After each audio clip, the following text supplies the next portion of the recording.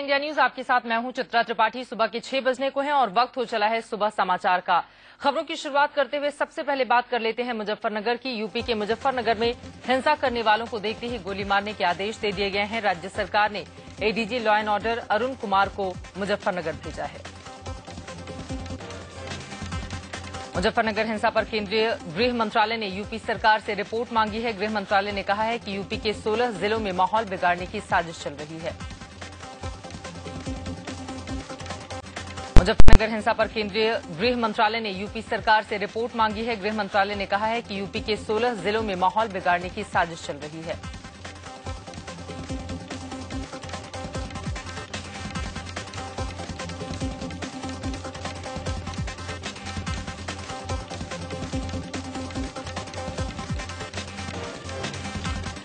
मुजफ्फरनगर में सेना के 10,000 जवान तैनात कर दिए गए हैं। आरएएफ, पीएसी और राज्य पुलिस की कंपनियां भी तैनात हैं। मुजफ्फरनगर के कई मंडी, कोतवाली और सिविल लाइंस थाना इलाकों में कर्फ्यू लगा दिया गया है। सेना ने शहर में फ्लैग मार्च किया। मुजफ्फरनगर में हिंसा में मरने वालों की तादाद बढ़कर 26 हो गई है। घायलों की तादाद 40 के पार पहुंच गई है। हिंसा में मारे गए एक शख्स के परिवार का रो रो कर बुरा हाल है। इस परिवार में 4 छोटे बच्चे हैं और उनकी मां भी बुरी तरह से जख्मी हुई है। केंद्रीय गृह राज्य मंत्री आरपीएन सिंह ने कहा है कि मुजफ्फरनगर पर केंद्र की नजर है। केंद्र राज्य सरकार से लगातार इस बाबत संपर्क में है। पर जैसे कि आप जानते हैं law and order state subject है, पर इसका ये मतलब नहीं है कि केंद्र सरकार हाथ पे हाथ पर बैठे रहेगी। इसका नियंत्रण करिए। गृह मंत्री ने सुशील कुमार शिंदे जी ने स्वयं मुख्यमंत्री से बात की है। मुजफ्फरनगर में तनाव के बीच बाजार बंद है और सड़कों पर सन्नाटा पसरा हुआ है। चप्पे चप्पे पर पुलिसकर्मी तैनात हैं। कई जगह हिंसा के दौरान हुई तोड़फोड़ के निशान हैं। तनाव के बीच लोगों में दहशत का माहौल है। मुजफ्फरनगर में रविवार को भी 2 जगहों पर हिंसा भड़की। शाहपुर में हिंसक झड़प में एक शख्स की मौत हो गई, जबकि एक महिला समेत 12 बच्चे घायल हुए हैं। वहीं गांव में हुई हिंसा में 2 लोगों की जान चली गई। मुख्यमंत्री अखिलेश यादव ने लोगों से शांति की अपील की है। मारे गए लोगों के परिजनों को 10 लाख और पत्रकार राजेश वर्मा के परिवार को 15 लाख रुपए मुआवजा देने का ऐलान किया गया है। जहां सख्त कार्रवाई की जरूरत है, सख्त कार्रवाई के लिए भी निर्देश हैं।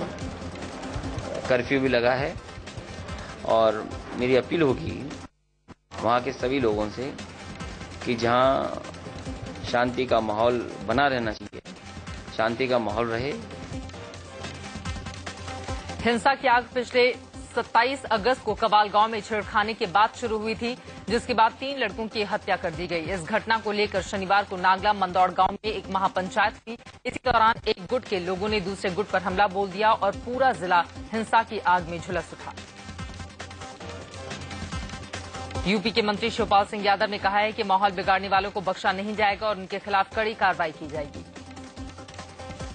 अपील भी है जनता शांति बनाए रखें और कहीं पर भी ये दंगा और ये न होने दें। अब हम बहुत सख्ती से हमारी सरकार अब वहां पर निपटे।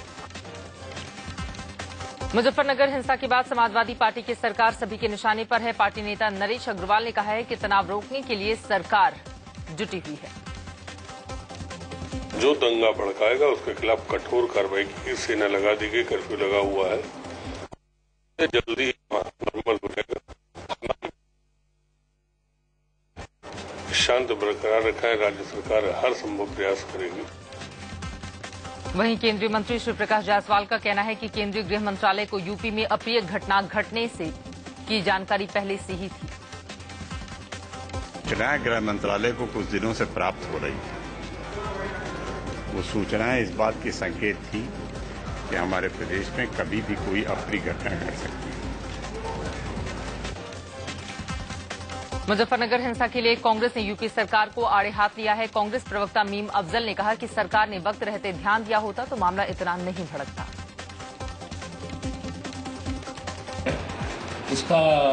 उसकी बड़ी जिम्मेदारी है।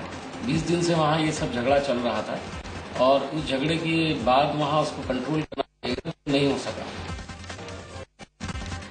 मुजफ्फरनगर हिंसा पर कांग्रेस महासचिव दिग्विजय सिंह ने सरकार पर निशाना साधा है। करते हुए कहा कि समाजवादी पार्टी की सरकार के इस कार्यकाल का ट्रैक रिकॉर्ड खराब है। यूपी में सांप्रदायिक ताकतों को रोकने में नाकामयाब रही है सपा सरकार। इससे तो बीएसपी का शासन ही ठीक था। वहीं बीजेपी नेता मुख्तार अब्बास नकवी ने मुजफ्फरनगर में भड़के तनाव के लिए समाजवादी पार्टी, बीएसपी और कांग्रेस को जिम्मेदार बताया।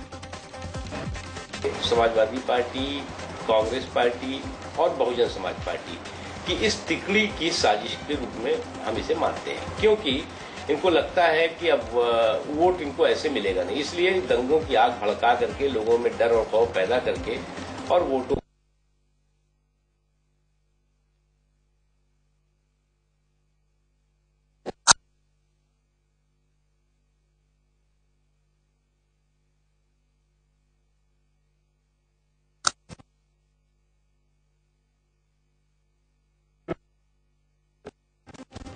और साम्प्रदायिक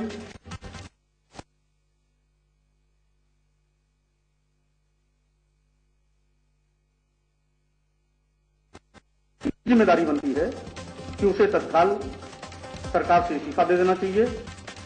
मुजफ्फरनगर हिंसा को लेकर राष्ट्रीय लोकदल के अध्यक्ष और केंद्रीय मंत्री अजीत सिंह ने यूपी में राष्ट्रपति शासन लगाने की मांग की है। उनके बेटे और सांसद जयंत चौधरी ने भी कहा है कि जब से सूबे में समाजवादी पार्टी की सरकार आई है तब से यूपी का माहौल ज्यादा खराब हुआ है। मुजफ्फरनगर हिंसा पर योग गुरु बाबा रामदेव ने भी चिंता जताई है और शांति बनाए रखने की अपील की है। उस छायाकार और वीडियो जारी करने वाले उस पत्रकार दोनों की ही वहां पर मौके पर ही गोली मार करके हत्या कर दी गई। ऐसा घिनौना काम आज इस हिंदुस्तान को पुनः मोहब्बत की जरूरत है। इलाहाबाद में मुजफ्फरनगर हिंसा के विरोध में कांग्रेस कार्यकर्ताओं ने मुख्यमंत्री अखिलेश यादव का पुतला फूंका। पुलिस ने जब कांग्रेसी कार्यकर्ताओं को रोकने की कोशिश की तो जमकर बवाल हुआ। कांग्रेसी कार्यकर्ता पुलिस वालों से भिड़ गए।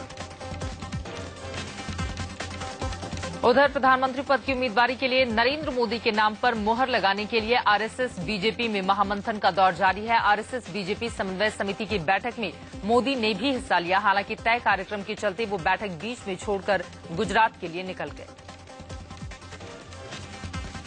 इससे पहले दिल्ली में आरएसएस के दफ्तर में नरेंद्र मोदी और राजनाथ सिंह ने संघ के सरकार्यवाह भैया जी जोशी से मुलाकात की थी। लगभग 50 मिनट तक चली इस बैठक में संघ नेता सुरेश सोनी और दत्तात्रेय होसबोले भी मौजूद रहे। आरएसएस की कोर कमेटी की बैठक में नरेंद्र मोदी के नाम पर मुहर लगा दी गई है और खबर ये भी है कि बीजेपी अध्यक्ष राजनाथ सिंह ने भी पार्टी के अंदर विरोधों के बावजूद मोदी के नाम के ऐलान का मूड बना लिया है। संघ का जो मत है वो संघ के लोगों ने पार्टी को बता दिया है। पार्टी जानती है और पार्टी को निर्णय करना है किसका करना, कब करना, पार्टी तय करेगी। वहीं मध्य प्रदेश बीजेपी के अध्यक्ष नरेंद्र सिंह तोमर के बेटे देवेंद्र तोमर को नरेंद्र मोदी में प्रधानमंत्री पद की संभावनाएं नजर आ रही हैं। हालांकि नरेंद्र तोमर शिवराज के करीबी हैं, लेकिन एक मंच से देवेंद्र तोमर ने नरेंद्र मोदी की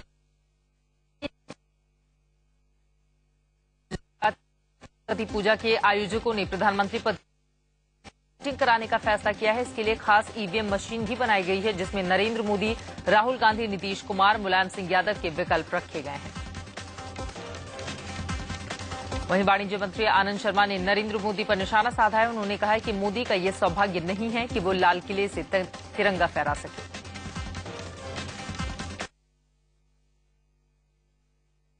नाम राहुल गांधी का घमासान चरम पर है। प्रधानमंत्री अध्यक्ष का आदर्श राहुल गांधी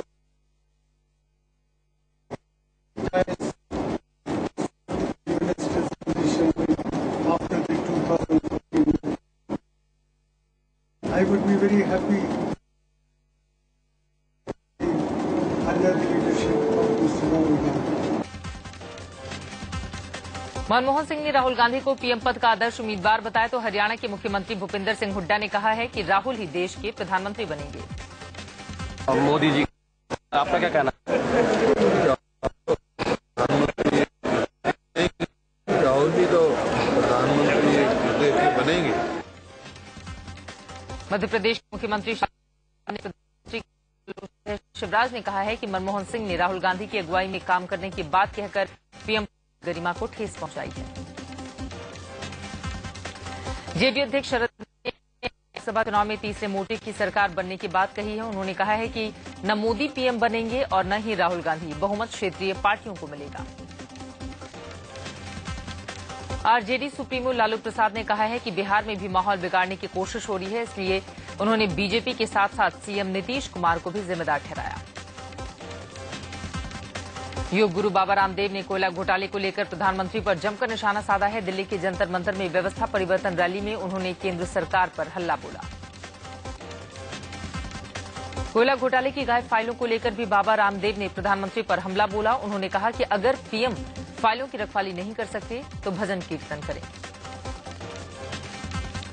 इसके पहले बाबा रामदेव ने दिल्ली के छावला इलाके में एक जनसभा को संबोधित किया। यहां उन्होंने एक बार फिर से पीएम पद के लिए नरेंद्र मोदी के नाम की वकालत की। आसाराम के राजदार और छिंदवाड़ा गुरुकुल की वार्डन की गिरफ्तारी के लिए जोधपुर पुलिस ने पुष्कर के 2 आश्रमों में छापेमारी की है। पंचकुंड और डुंगरिया खुर्द के आश्रम में पुलिस पहुंची और पड़ताल शुरू कर दी। हालांकि 1 घंटे की खोजबीन के बाद भी शिल्पी यहां नहीं मिली। नाबालिग लड़की से यौन शोषण मामले में गिरफ्तार आसाराम पर अब बाल तस्करी का शिकंजा कस सकता है। राजस्थान राज्य के बाल संरक्षण आयोग ने जोधपुर पुलिस को इस बाबत पत्र लिखा है और कहा है कि आसाराम के खिलाफ बाल यौन हिंसा संरक्षण कानून के तहत जांच हो। एक अखबार के हवाले से खबर यह भी है कि जोधपुर सेंट्रल जेल में आसाराम और उनके सेवादार शिवा के बीच करीब आधे घंटे की मुलाकात हुई। ये मुलाकात आसाराम के बैरक नंबर 4 के कमरे में हुई है। शिवा को शनिवार को ही न्यायिक हिरासत में जेल भेजा गया है। आसाराम पर यौन शोषण का आरोप लगाने वाली शाहजहांपुर की लड़की की सुध यूपी सरकार ने 3 हफ्ते के बाद दी है। अखिलेश सरकार के मंत्री रियाज अहमद और समाजवादी पार्टी की नेता लीलावती कुशवाहा ने पीड़ित लड़की और उनके परिजनों से मुलाकात की। राजस्थान के कोटा में भी आसाराम का आश्रम विवादों में घिर गया है। आश्रम प्रबंधन पर आरोप है कि आश्रम ने वन विभाग की 50 बीघा से ज्यादा की सरकारी जमीन पर कब्जा किया है। पुलिस ने मामले की जांच शुरू कर दी है। राजस्थान के ही भरतपुर में भी आसाराम के आश्रम पर 4 बीघा कृषि जमीन पर आलीशान आश्रम बनवाने का आरोप है। भरतपुर डीएम ने तहसीलदार को धारा 177 के तहत कार्रवाई के आदेश दिए हैं। हरियाणा के रेवाड़ी में 15 सितंबर को होने वाली नरेंद्र मोदी की रैली को लेकर बीजेपी ने तैयारियां जोर शोर से शुरू कर दी हैं। घर घर जाकर बीजेपी ने जनसंपर्क अभियान छेड़ दिया है और लोगों से रैली में आने की अपील की जा रही है।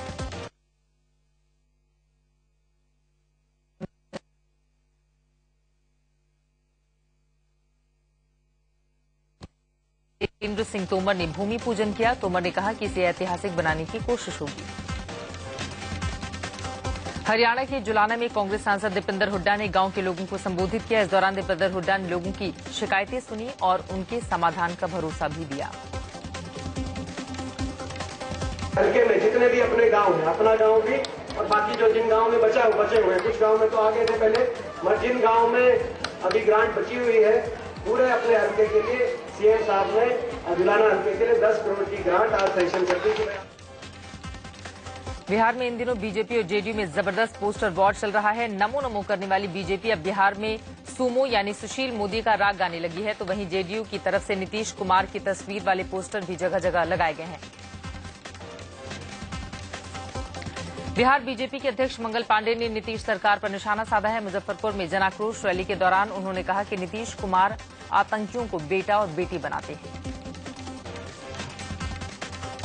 दिल्ली वालों पर महंगाई की एक और मार पड़ी है। राजधानी में एक बार फिर सीएनजी और पीएनजी के दामों में इजाफा किया गया है। सीएनजी के दाम 3.5 रुपए प्रति किलो बढ़ा दिए गए हैं, तो वहीं यूपी में भी सीएनजी पीएनजी की कीमतों में बढ़ोतरी की गई है। दिल्ली बीजेपी के अध्यक्ष विजय गोयल आज ऑटो रिक्शा चलाकर सीएनजी और पीएनजी के बढ़े हुए दामों के रोल बैक की मांग करेंगे। उनके इस अनोखे विरोध में कई ऑटो रिक्शा वाले शामिल होंगे।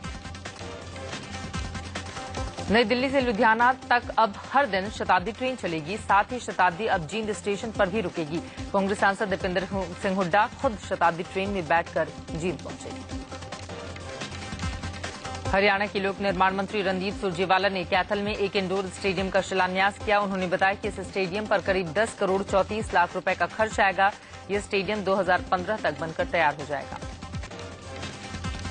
लखनऊ में सीएम ऑफिस के कर्मचारियों में चूहों का खौफ है कि चूहे कहीं जरूरी फाइलों को नुकसान न पहुंचा दें। चूहों से निपटने के लिए बाकायदा एक्शन प्लान तैयार किया गया है। चूहा सफाई अभियान के लिए 1,85,000 रुपए का बजट भी दिया गया है।